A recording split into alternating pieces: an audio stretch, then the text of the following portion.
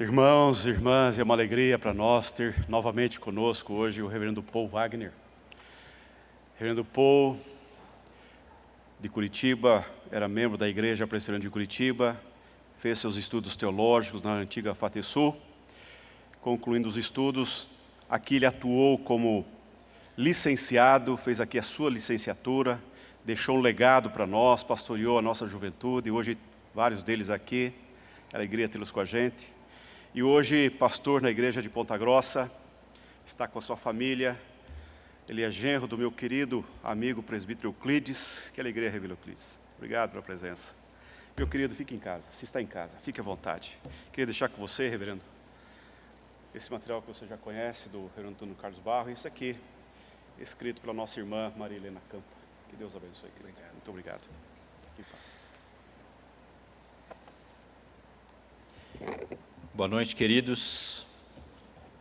É uma alegria retornar a esta casa e nessa noite ter a responsabilidade de trazer a palavra nesse culto, nesse ano tão importante para essa amada igreja. E como o pastor Levi mencionou, eu tive o privilégio de trabalhar aqui na igreja da Silva Jardim, e na minha vida só tenho 3 igrejas até hoje. A minha igreja mãe, Igreja Presbiteriana Central de Curitiba, a Igreja Presbiteriana da Silva Jardim, onde eu trabalhei nos anos de 2008 e 2009, e em 2010, em janeiro de 2010, eu iniciei como pastor auxiliar na primeira Igreja Presbiteriana de Ponta Grossa. Hoje, já desde 2018, sou o pastor titular daquela igreja e trago um abraço daqueles irmãos e igreja que o reverendo Barros conhece muito bem, já foi pastor lá na década de 70. Então, trago um abraço da primeira igreja presbiteriana de Ponta Grossa. E eu quero dizer para você, queridos, que se você for a Ponta Grossa e não visitar a primeira igreja, você perdeu viagem, tá bom? Não adianta nem ir na Vila Velha, não adianta nem visitar as cachoeiras que tem ali na região. Se você for a Ponta Grossa e não visitar a primeira igreja presbiteriana de Ponta Grossa, você é como ir ao Rio de Janeiro e não visitar o Cristo Redentor. Então, a próxima vez que você passar por Ponta Grossa, você é convidado a nos visitar, a estar conosco. Então, trago um abraço fraterno do conselho da primeira igreja e que os irmãos assim possam receber com alegria. Quero convidá-los para nós juntos fazeremos a leitura do texto que encontra-se lá no Evangelho de Mateus, no capítulo 14.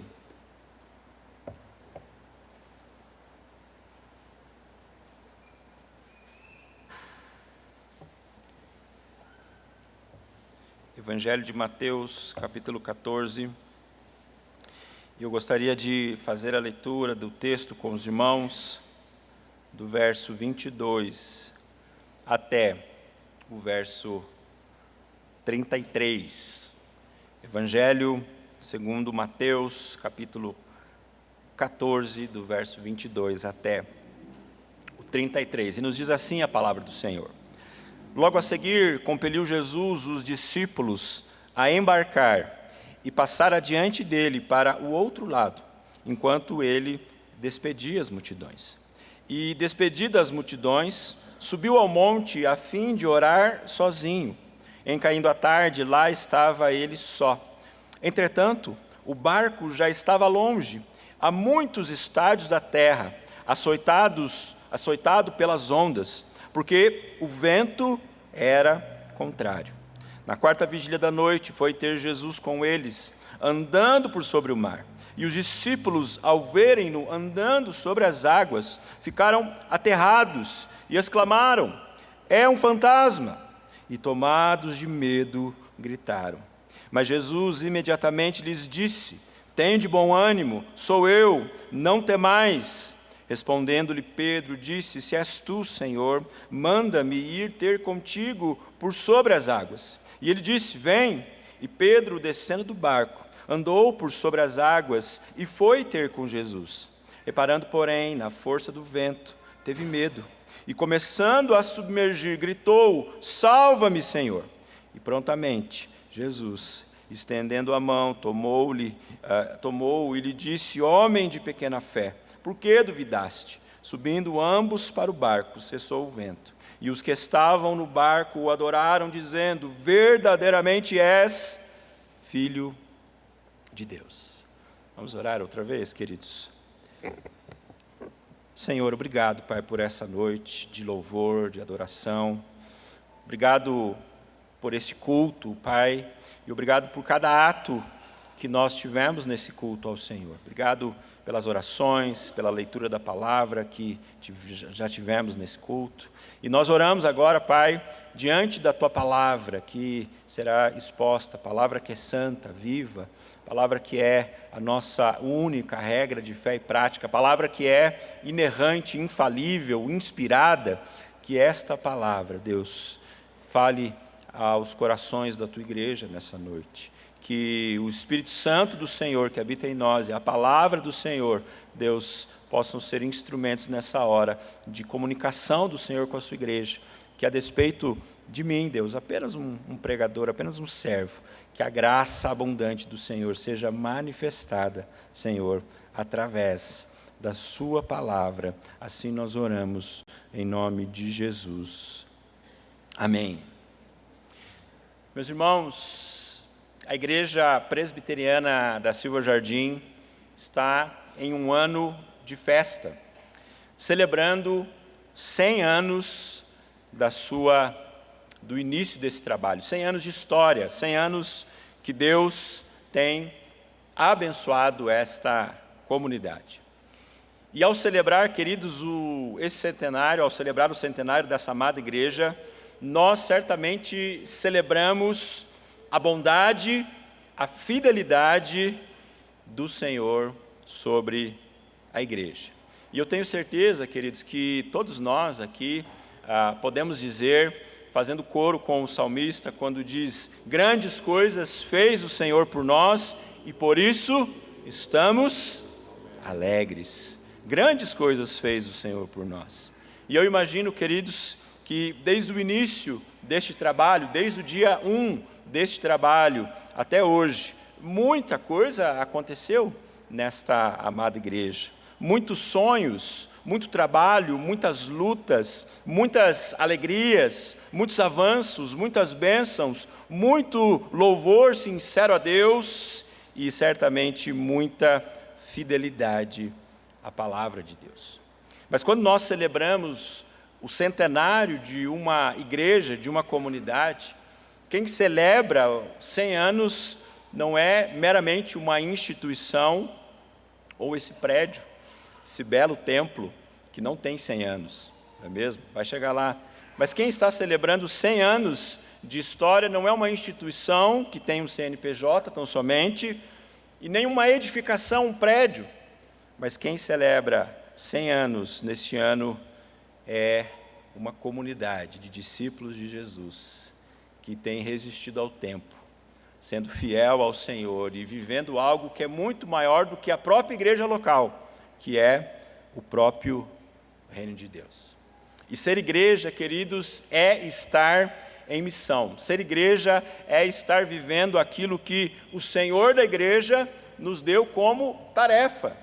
Quando Jesus disse para nós: ide, portanto, pregai o evangelho, ide por todas as nações, preguem o evangelho, batizem, ensinem, ou seja, sejam vocês meus discípulos, discípulos que discipulam outras pessoas. Então, que alegria, queridos, que bênção nós estarmos aqui celebrando 100 anos dessa igreja. Mas eu quero te fazer uma pergunta. Você já se perguntou quais problemas poderiam surgir ao cumprirmos uma missão designada por Jesus?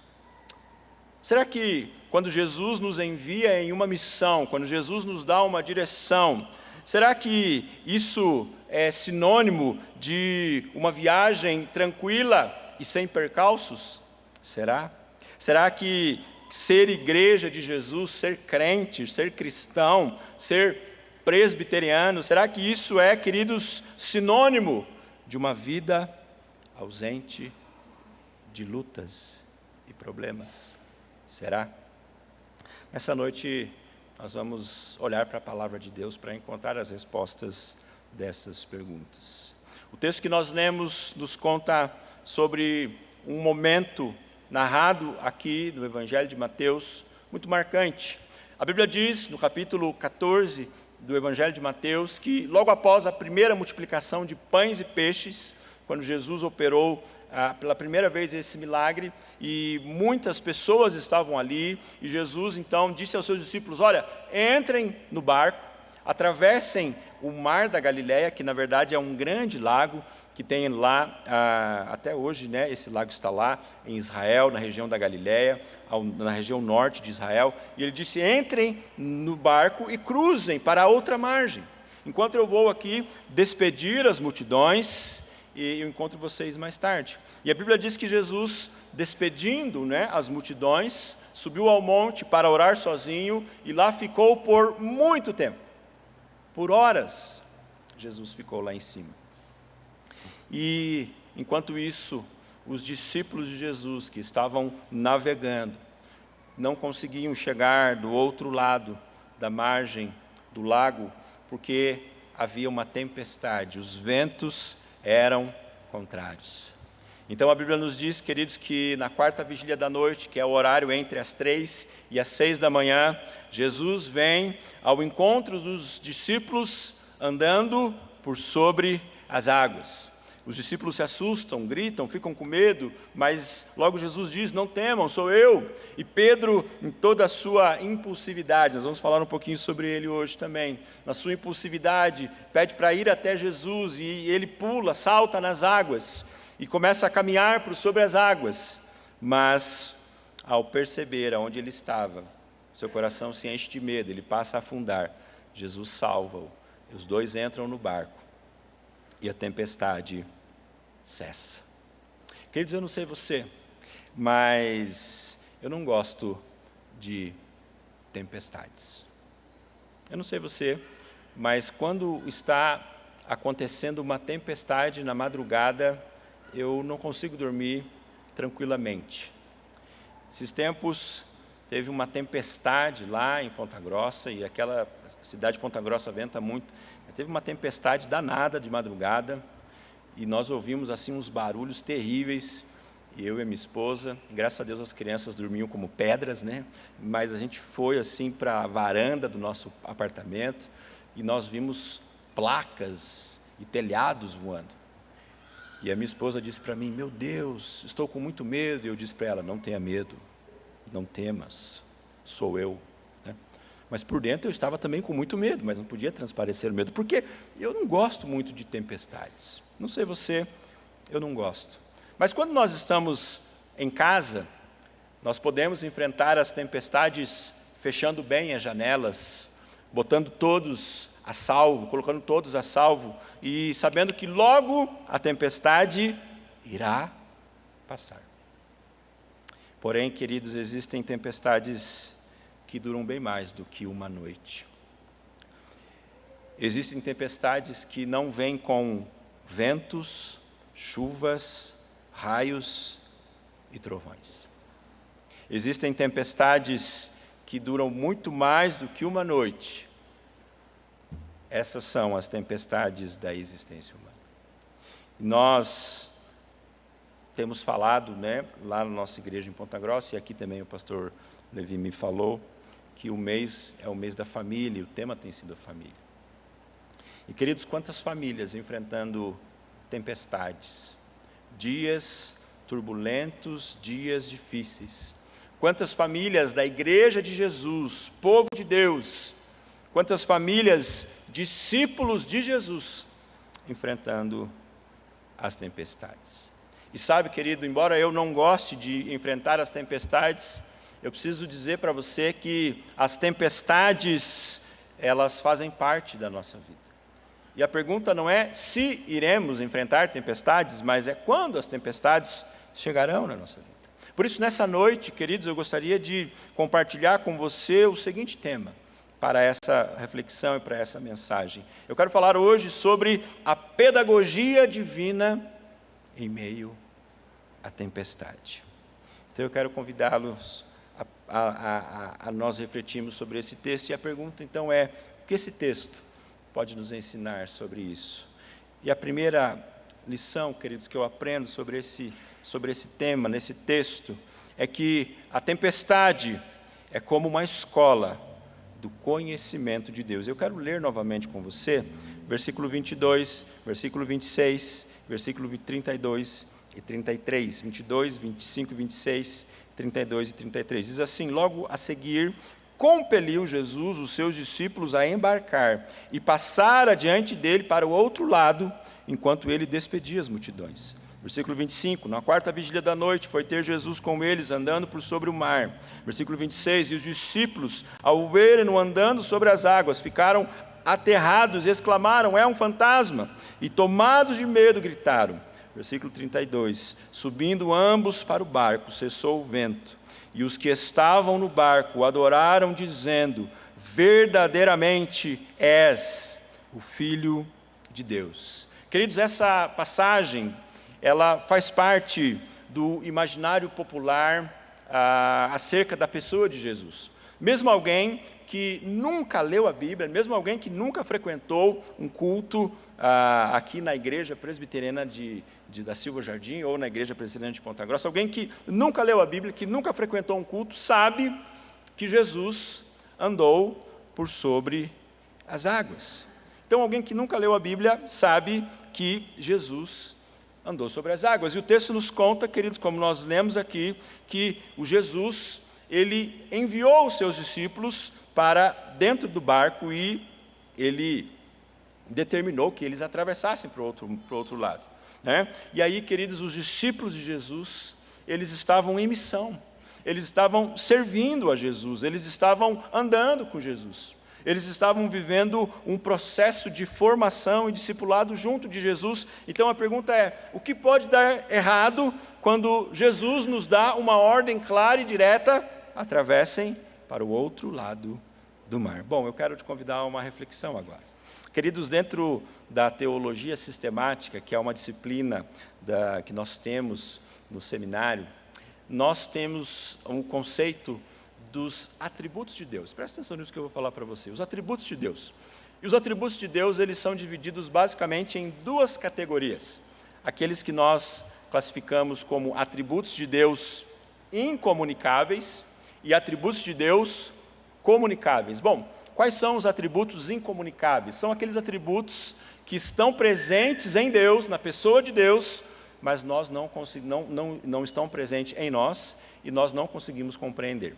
Por exemplo, a imutabilidade. Deus é imutável.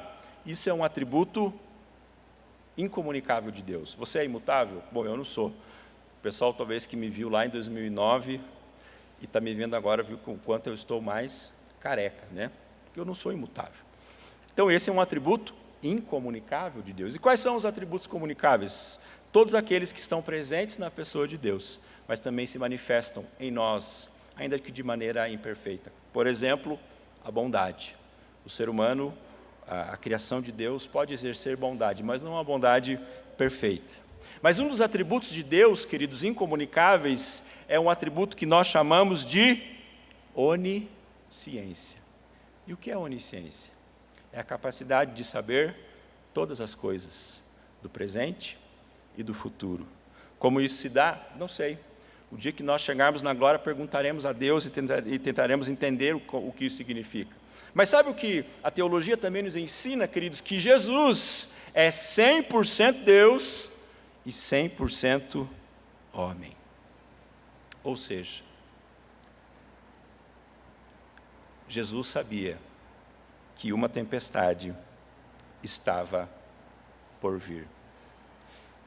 Então eu quero te perguntar, sendo Jesus Deus, sendo Jesus onisciente, sendo Jesus conhecedor do presente e do futuro, por que Jesus não disse aos seus discípulos: olha, não entrem no barco agora, porque vem uma tempestade por aí. Não entre no barco agora, porque vem uma tempestade por aí. Aguardem, fiquem por aqui, montem acampamento por aqui enquanto eu vou orar. e mais tarde nós atravessaremos o lago. E o texto nos diz, queridos, claramente que os discípulos eles foram empurrados por Jesus para dentro do barco. O texto, a nossa tradução aqui em português, o termo compeliu, que significa você empurrar, você pressionar alguém em direção, nesse caso, em direção ao barco. E é exatamente a mesma ideia do texto lá no original grego, que eles foram empurrados, eles foram forçados, ou seja, Jesus não só disse, entrem no barco, mas Jesus os compeliu, entrem no barco. E a resposta, queridos, para essa pergunta, puxa, será que Jesus não poderia ter dito àqueles homens, não entrem no barco agora, porque lá vem uma tempestade? Por que Jesus não fez isso, queridos? Jesus não fez isso porque entrar no barco e enfrentar a tempestade fazia parte da vontade de Jesus, da vontade de Deus para os seus discípulos naquele dia. Entrar naquele barco, navegar pelo mar da Galileia naquela madrugada, era parte do plano de Deus para aqueles homens. E, queridos, embora os discípulos andassem com Jesus, estivessem o tempo inteiro com Jesus, os discípulos, e nós percebemos isso na leitura dos evangelhos, que os discípulos eles não tinham uma compreensão plena, profunda de quem Jesus era.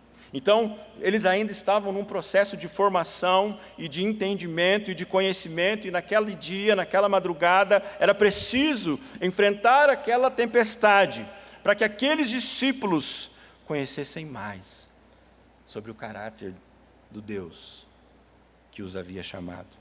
João Calvino, falando sobre esse texto, diz assim: eles devem ter sido constrangidos, pois nunca por própria vontade teriam deixado e ido para o outro lado. Agora nisto eles testificaram a sua grande adoração por ele, quando, contrariamente às suas próprias opiniões, cedem ao comando e obedecem. Queridos, o que eu quero dizer para você é que todo projeto que é de Deus,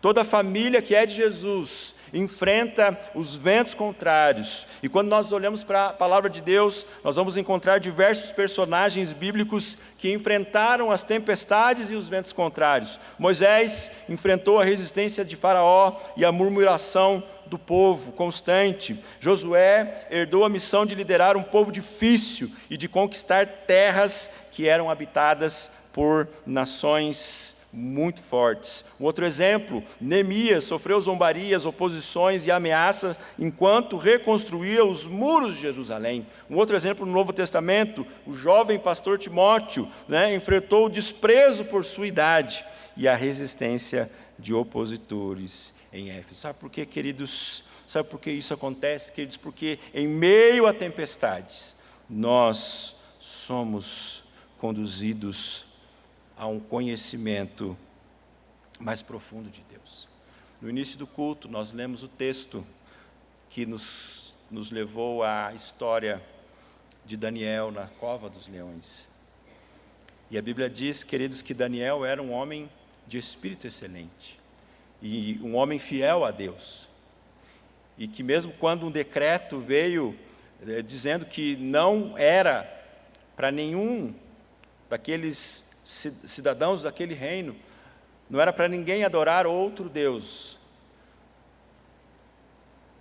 Daniel, queridos, não se curvou, e ele adorou o seu Deus, e ele fez o que ele estava acostumado a fazer, e isso lhe levou à cova dos leões. E sabe, queridos, a gente lê a Bíblia, e às vezes a gente imagina que Daniel, como assim um super-homem, foi lançado na cova dos leões e não teve medo. Que ele foi lançado na cova dos leões e ele não pensou, e agora o que vai acontecer? Mas na cova dos leões, Daniel conheceu um pouco mais do poder do Deus que ele servia. Porque foi na cova dos leões que Daniel viu a boca dos leões sendo fechadas pela graça e pela preciosa mão do Senhor.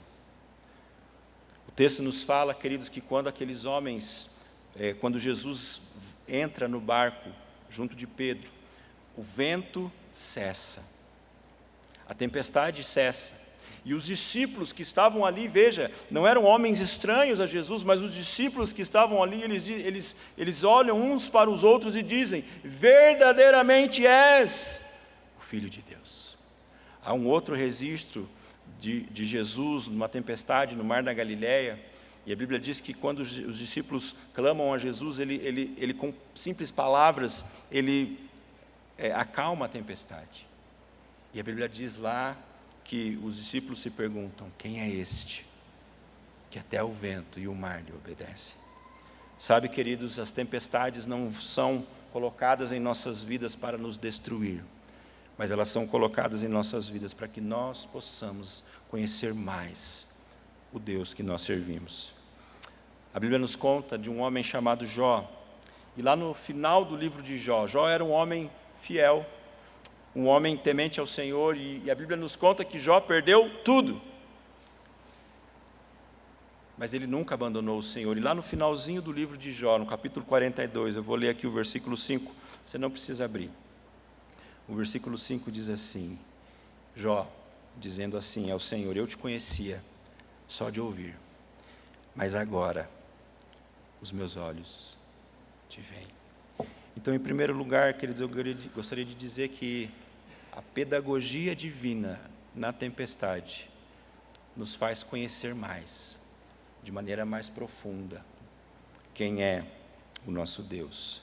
Mas em segundo lugar, eu gostaria de dizer, a partir do texto, que a tempestade é como uma escola que quebra a nossa autossuficiência. E agora, queridos, eu gostaria de ler com você do versículo 28 até o 31 novamente. Respondeu-lhe Pedro e disse: Senhor, se és tu, Senhor, manda-me ir ter contigo por sobre as águas. E ele disse: vem. E Pedro, descendo do barco, andou por sobre as águas e foi ter com Jesus. Reparando, porém, na força do vento, teve medo e, começando a submergir, gritou: salva-me, Senhor. E prontamente Jesus, estendendo a mão, tomou-lhe e lhe disse: homem de pequena fé, por que duvidaste? Queridos, nós estamos muito acostumados com a imagem relatada nesse texto. E talvez para você, eu não posso dizer por você, mas eu posso dizer por mim. Muitas vezes, quando eu leio esse texto, a imagem que vem assim à minha mente é a imagem de um teatro infantil na igreja. Talvez você já tenha visto as crianças assim com aquela roupinha de discípulo e fingindo que estão num barco, remando assim, né? Remando assim no barco. E geralmente o barco das encenações infantis é um barco pequeno, quase que uma canoa, não é mesmo? Parece ser um barco pequeno. E quando nós olhamos, então, para essa história, nos imaginamos essa cena, e aí vemos ali Pedro pulando, né, nas águas, e mais, ao ler a história e nos deparar com ela, e pensar nos detalhes dessa história, talvez nós, olhando para a reação dos discípulos, talvez a gente pense: nossa, mas esses discípulos eram muito inocentes, eles eram bobos. Como que eles acharam que era um fantasma? Como que eles acharam que Jesus vindo sobre as águas era um fantasma? Nossa, que discípulos ignorantes. Era Jesus. Mas, querido, deixa eu falar uma coisa para você. Homens não andam sobre as águas. Quantas pessoas você conhece, com exceção do pastor Levi, que anda sobre as águas? Não, brincadeira, o pastor Levi não anda sobre as águas. Quantas pessoas você conhece? Homens não andam sobre as águas. Homens não andam sobre as águas. E os discípulos ali, queridos, assustados e influenciados pela sua cultura, né, pela cultura popular do seu tempo, logo pensam: é um fantasma. O comentarista bíblico Charles Elliott, ele diz assim: os discípulos, ainda presos às superstições de seus compatriotas, pensavam que fosse um fantasma. E sabe, queridos, com todo... me perdoe com o exemplo que eu vou dar aqui, mas é só para você entender o que acontece aqui. Se nós estivéssemos lá enfrentando aquela tempestade, e veja, eles estavam lutando com a tempestade há horas, e a Bíblia diz que era o horário entre 3 e 6 da manhã. Então, a alta madrugada, totalmente escuro, sem iluminação, e imagine você nessa situação, dentro de um barco, sendo açoitado pelas águas. Talvez você tenha alguma experiência assim com navegação. A minha experiência mais radical com navegação é a balsa de Guaratuba. Agora, nem isso, né? Agora acabou. Né? Mas talvez você já navegou aí por mares bravios, talvez você tenha essa experiência, mas se coloque no lugar desses discípulos, queridos. E ao ver um homem, ao ver um vulto vindo por sobre as águas, talvez, se fosse da nossa cultura, se fosse em meio a uma cultura brasileira, as pessoas diriam: veja, está vindo o boitatá, está vindo o curupira. Porque isso é parte da superstição popular.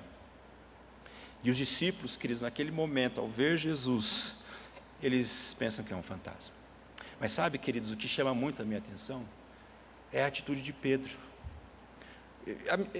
Os discípulos terem achado que Jesus era um fantasma não chama a minha atenção. É normal, faz parte da cultura popular do seu tempo. Os pescadores contavam histórias de fantasmas naquele lago. Normal. Mas o que chama a minha atenção nesse texto, queridos, é a atitude de Pedro.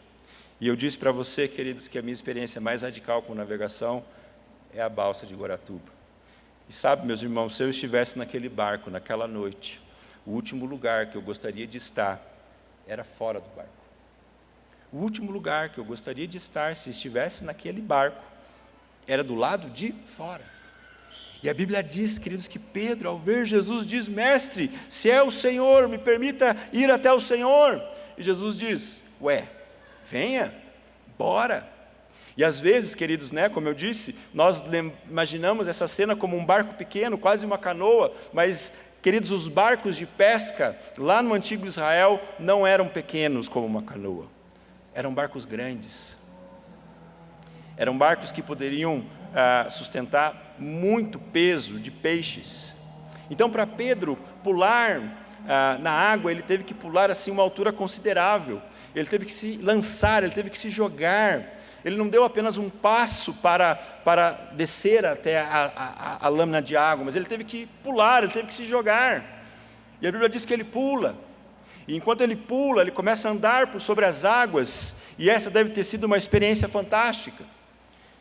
E ele vai andando por sobre as águas, e vai olhando para Jesus, e andando por sobre as águas, de repente ele olha para os lados e percebe: meu Deus, aonde que eu estou? E a Bíblia diz que Pedro, olhando para as circunstâncias, tem medo e passa a submergir. Sabe, queridos, essa história de Pedro me lembra de um testemunho. E se os irmãos me permitirem contar, é um testemunho mesmo, tá? Não é um testemunho, é um testemunho. Há muitos anos, eu e minha esposa fomos convidados para ir num casamento lá em Sorocaba. Nem tínhamos filho. E fomos, na época, né, fomos com um casal de amigos. Quando nós chegamos no aeroporto de Campinas, em São Paulo, tinha uma pessoa distribuindo assim, como um cartão de visita. E era um voucher para um dia de grátis, um dia de graça, no Hopi Hari. Que Deus o tenha. Não sei se existe Hopi Hari ainda, mas era um dia de graça no Hopi Hari. E aí, jovem, né? Jovem é outro papo. Hoje, jamais faria isso, mas a gente, ali entre os amigos, né, nós pensamos: por que não? Por que não? E fomos. Chegando no parque, queridos, o primeiro brinquedo que tinha no parque era uma torre do Satanás, uma torre do capeta. Irmãos, nós chegamos no parque, tinha uma torre, assim, um negócio enorme, que as pessoas se sentam numa cadeira, são levantadas a dezenas de metros de altura e caem. E nós chegamos ali, e eu sou zero para coisas radicais. Zero, irmãos, zero. A minha esposa já é super radical. Já pulou de bungee jump 2 vezes. Só de eu pensar em chegar perto de uma plataforma de bungee jump, eu já desmaio. Mas chegamos ali e os amigos disseram, vamos aqui, nesse brinquedo. E eu olhei assim para a saída do brinquedo e eu via crianças, eu via idosos, idosas, senhorinhas. Eu pensei, nossa, né? Se essas crianças aqui de 7 anos foram nesse brinquedo, se essa senhorinha de 95 anos foi, eu bem posso ir. E entramos na fila do brinquedo, e ali conversando, e a minha esposa dizia assim para mim, você vai aqui, você tem certeza que você vai nesse brinquedo? Vou, claro que eu vou. E ali, tranquilo, e ela dizia assim, eu estou com medo, eu estou nervosa. Eu, que nervosa, mulher? Fique em paz, não temas, sou eu, né? Fique tranquila. E nós ali, e a fila passando, e na fila, queridos, a gente foi ali brincando, né? De repente chegou a nossa vez. E nós fomos chamados para nos assentar naquela cadeira do Satanás. E quando eu sentei naquela cadeira, veio assim, a moça e travou.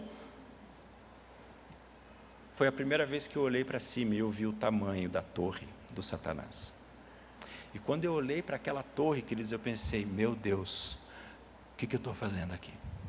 Então eu comecei a levantar a mão assim, ó, e a minha esposa não estava entendendo, e eu comecei, tinha uma moça, eu falava assim, moça dela, o que você está fazendo? Não, eu quero descer.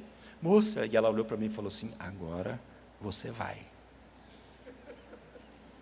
E aí, queridos, aquela cadeira do Satanás foi subindo, subindo. Eu lembro que eu fechei os olhos e eu escutava as pessoas dizendo assim, olha que lindo, dá para ver o mar. Eu, meu Deus, eu vou morrer, é hoje.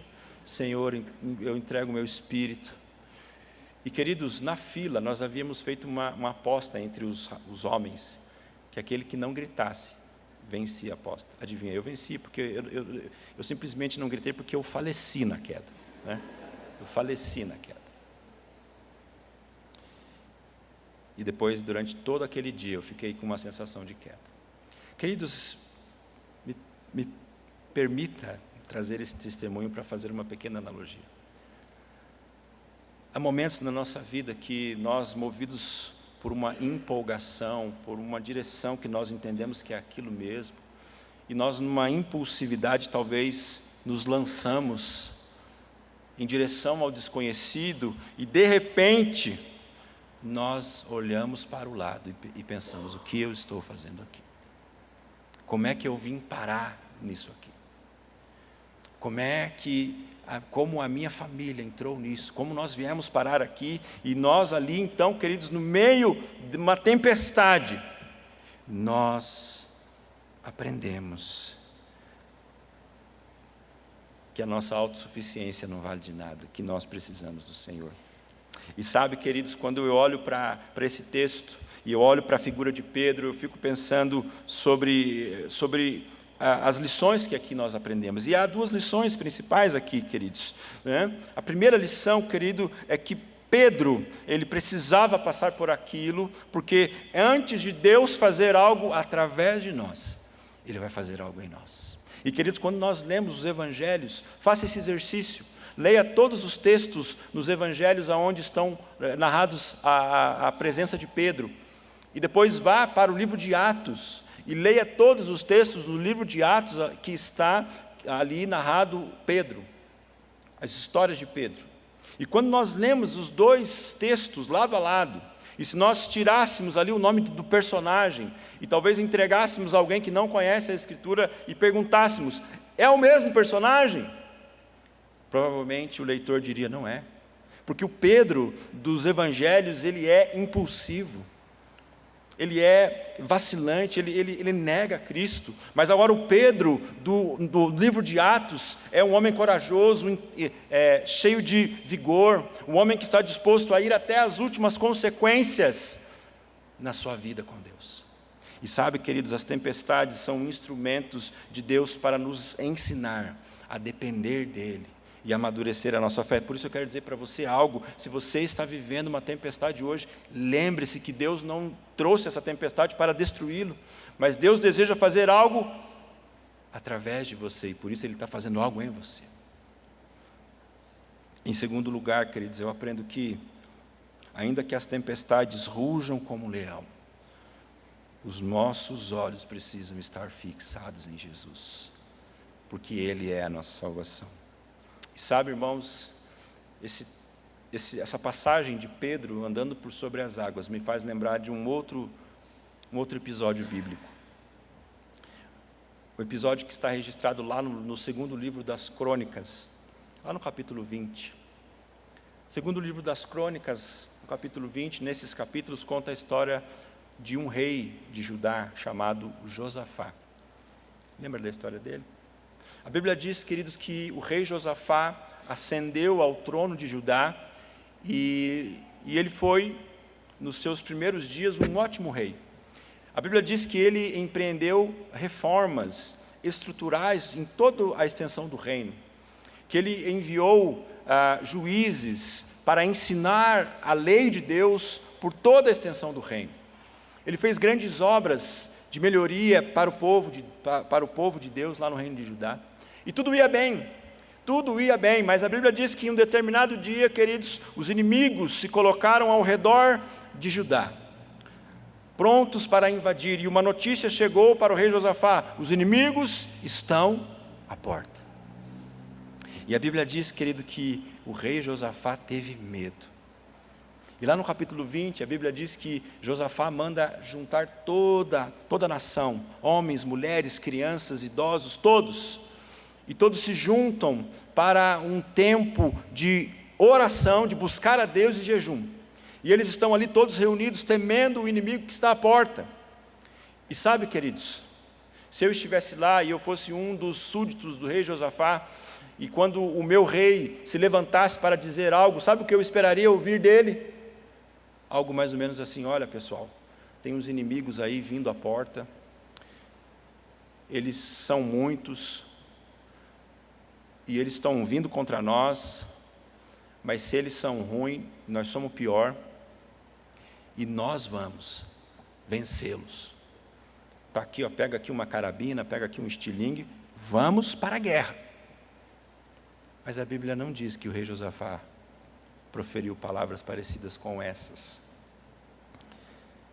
Diante de todo o povo, queridos, o rei Josafá orou assim. Eu quero ler a oração do rei Josafá.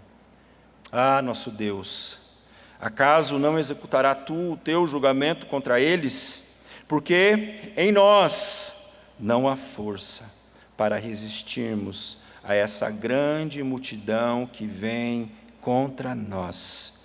E nós não sabemos o que fazer. Porém, os nossos olhos estão postos em Ti. Porém, os nossos olhos estão postos em Ti. A segunda lição, queridos, é que a pedagogia da tempestade quebra a nossa autossuficiência. E nós entendemos que em muitos momentos, tudo que nós precisamos é continuar olhando para o Senhor. Mas em terceiro e último lugar, queridos, a tempestade é como um palco para a glória de Cristo. Quero ler novamente o último versículo, os dois últimos versículos dessa perícope de hoje. Subindo ambos para o barco, cessou o vento, e os que estavam no barco adoraram, dizendo: verdadeiramente és Filho de Deus. O final dessa história, queridos, é maravilhoso, porque o final dessa história nos conta sobre um milagre de Jesus. A Bíblia diz que o Senhor, com o seu poder, acalma a tempestade, porque a tempestade não resistiu o poder de Jesus. E sabe, meus irmãos, essa igreja está completando 100 anos, 100 anos, 100 anos de história. A nossa igreja lá em Ponta Grossa, esse ano completará de organização 111 anos. Mas a história, a primeira escola bíblica dominical foi em 1903, na nossa igreja lá em Ponta Grossa. 100 anos. E eu quero perguntar para você, quantos milagres essa comunidade que está completando 100 anos já não vivenciou ao longo de todo esse tempo? Quantos milagres o Senhor não empreendeu na vida dos irmãos desta amada comunidade. Sabe por quê, queridos? Porque o Jesus que nós encontramos nos evangelhos, o Jesus que anda por sobre as águas e acalma a tempestade, é o mesmo ontem, é o mesmo hoje, e será o mesmo para sempre. Sabe, queridos, às vezes as pessoas que não são presbiterianos, calvinistas, reformados como nós, olham para nós e colocam assim sobre nós, pejorativamente, alguns apelidos.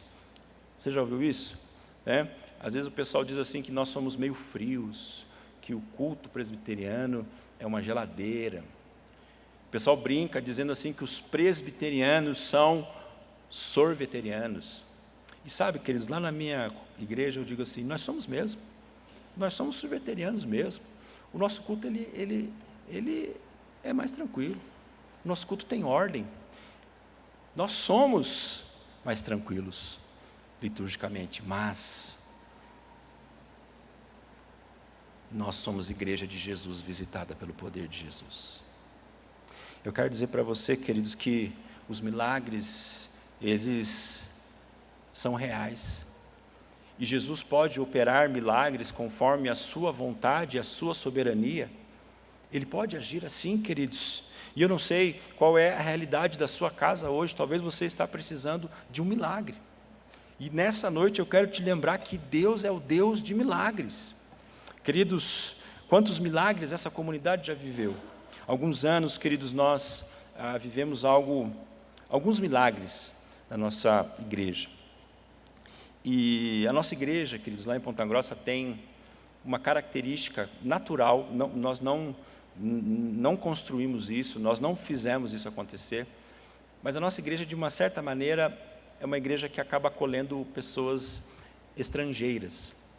Então, nós já acolhemos lá na nossa comunidade uma família refugiada da Síria, nós já acolhemos recentemente uma família que veio da Venezuela, e há algum tempo nós acolhemos uma família do Haiti.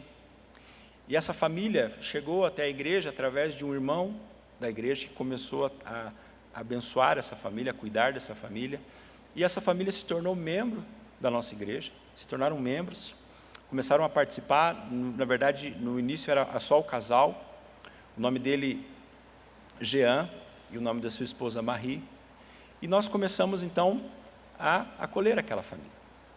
E a Marie, ela engravidou. E nós estávamos muito felizes com a gravidez da Marie, muito felizes porque ela teria um bebê, e era uma menina, o nome dela Emily. E a igreja inteira, queridos, estava esperando aquele bebê. As mulheres fizeram um chá de panela e juntaram um chá de bebê, desculpa, eu não sou muito bom nesses chás, né? Um chá de bebê, e tudo ia bem. Mas no processo das consultas pré-natal, houve um diagnóstico ruim. E um dia eu estava no meu gabinete pastoral e bateu a porta e era o Jean e a Marie, e os dois entraram com uma cara abatida, ela em lágrimas, e eu perguntei: o que está acontecendo, meus irmãos? E o Jean disse: pastor, nós acabamos de voltar do médico, e o médico identificou que há um problema grave com a Emily. Qual é o problema? A Emily tem um quadro de hidrocefalia muito grave. E o médico disse para nós, pastor, que se a gestação for até o final, a Emily vai viver por apenas algumas horas. E nós viemos aqui para que o Senhor ore por nós, porque o nosso coração está destruído. E ali, queridos, chorando com aquele casal, nós oramos. E nós clamamos a misericórdia de Deus. E a igreja começou a orar por aquilo. E os meses foram se passando, queridos, os meses foram se passando, até que chegou o 9º mês. E os exames cada exame confirmava o anterior. Até que chegou a semana que a Marie teria a Emily. e eles viriam, nós estávamos em Ponta Grossa, e eles teriam que ter o bebê aqui em Campo Largo. Então, no domingo à noite, final do culto, a igreja, nós chamamos aquele casal à frente, e a igreja inteira orou por eles. E nós oramos, queridos, pedindo assim: Deus, faz um milagre, Senhor. Nós sabemos que o Senhor pode, nós cremos que o Senhor é o Deus que tudo pode. E as mulheres, as irmãs da igreja vieram ao redor da Marie, colocaram a mão ali sobre o seu ventre, e nós oramos, queridos, nós oramos. Mas assim, oramos do nosso jeito, sorveterianos, mas nós oramos. E o casal foi embora. E na terça-feira era o dia que o bebê iria nascer, e eu estava ansioso por uma ligação do Jean.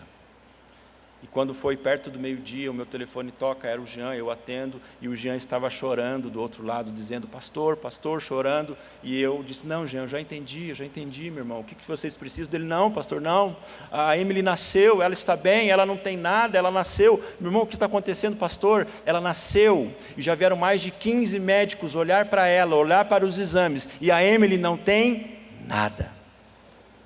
A Emily não tem nada. Hoje, queridos, a Emily tem 12 anos, e ela e a sua família moram lá nos Estados Unidos, e ela tem mais 2 irmãs, e a Emily é uma menina completamente normal.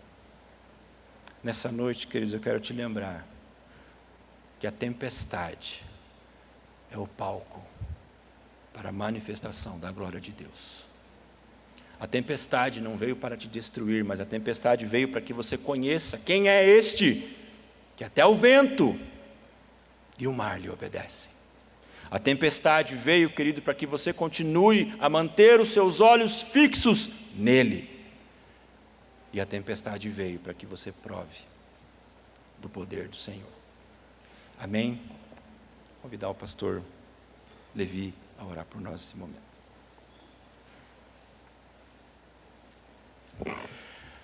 Não sei como você entrou aqui, não sei como você está